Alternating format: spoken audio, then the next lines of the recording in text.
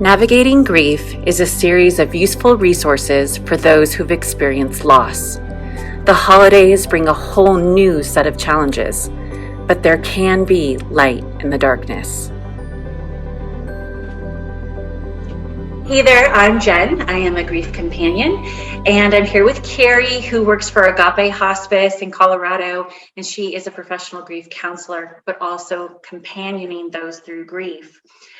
Tonight, we are talking about the candles that we associate during this Advent season with grief, and we're going to explore the topics of grief, courage, memories, and love.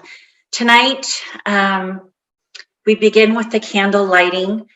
A candle represents illumination, and illumination in the darkness. Dated back to ancient times, candles and torches were used to light the journey, especially into uncharted territory. So grief is and can be an uncharted territory for us. So the candle is a representation of that light that we are using to navigate through the darkness. And tonight, as you can see behind Carrie, is the candle of grief. Carrie, grief is, we always say, and someone said it very famously, grief is that club that no one wants to be a part of. Absolutely.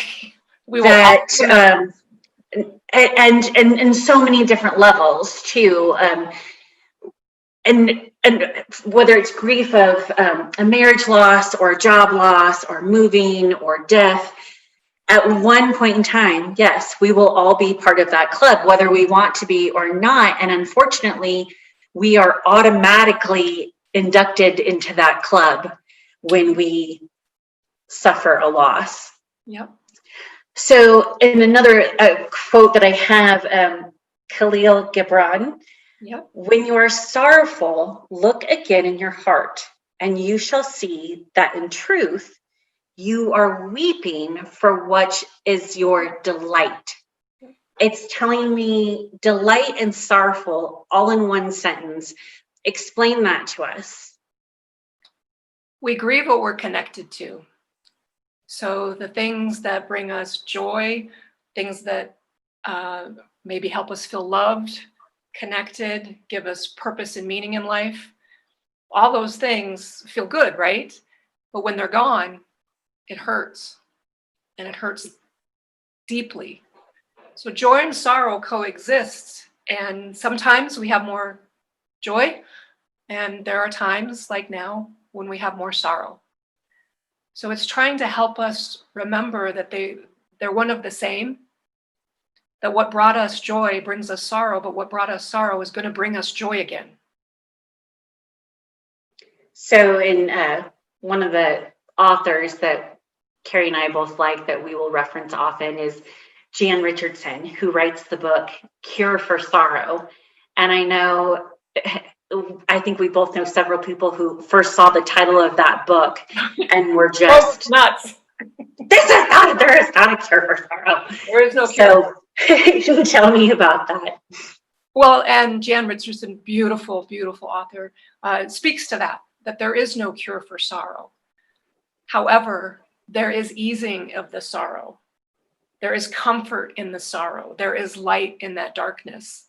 And that comes from companioning one another, holding each other through this space, whether it's figuratively, like I can hold you now, but I can't be with you, or am I actually going to get to sit with you and hold your hand? That is what we talk about when there's the cure for sorrow. It's not the cure, but it's what gets us through it. And it's kind of a play on words. There really is no cure for sorrow, especially,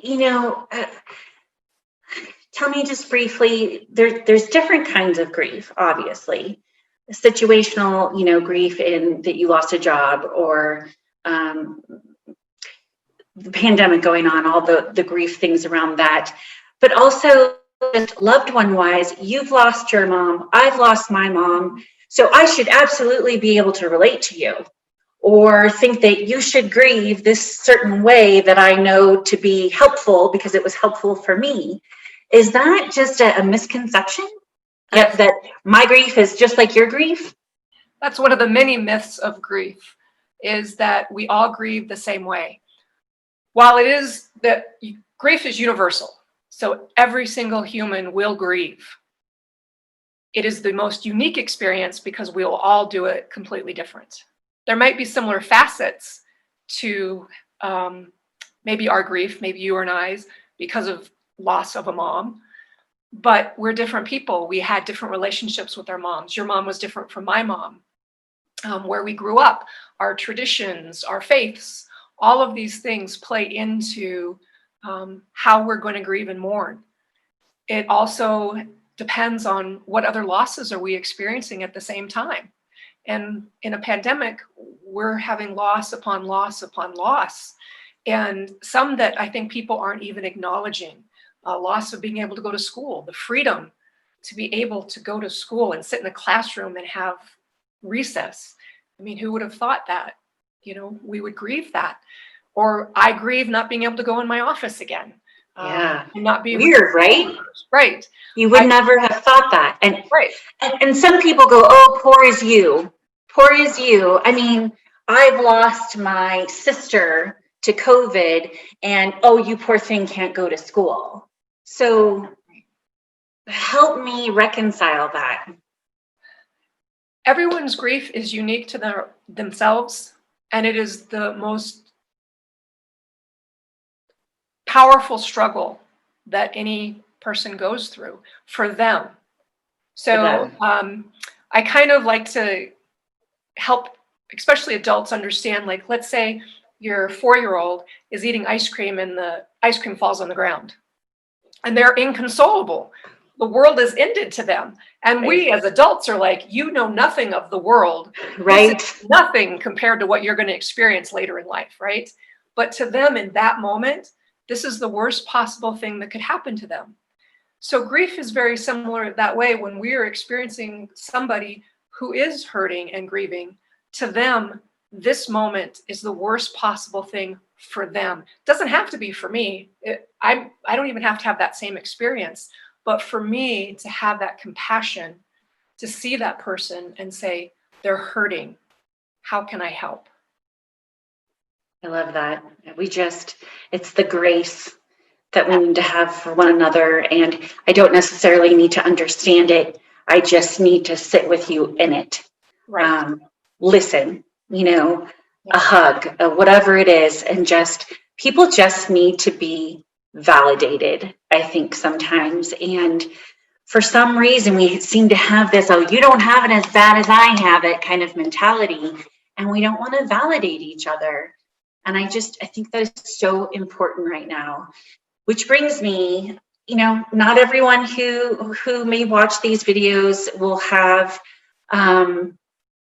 a sense of spirituality, and it may look different for some people than for others, whatever that looks like for you in your spirituality. But as we talk about these candles in relation to the upcoming holiday and Advent, tell me about the journey that we have talked about where Christ is in this journey with us. That's part of why we wanted to do this series, is to help us feel held in Christ's presence, that through all of this, Christ is with us. So Christ is with us in that moment of grief and desperation and sorrow. He's never leaving our side. Christ is with us, giving us that courage to put one foot in front of the other to face another day. Christ is with us, giving us those memories that we hold dear so that we can have that loved one with us forever. They will never leave us. And then there's Christ's love. That's what sustains us all, knowing that we are his beloved. Thank goodness for that. Tonight is Christ in our grief.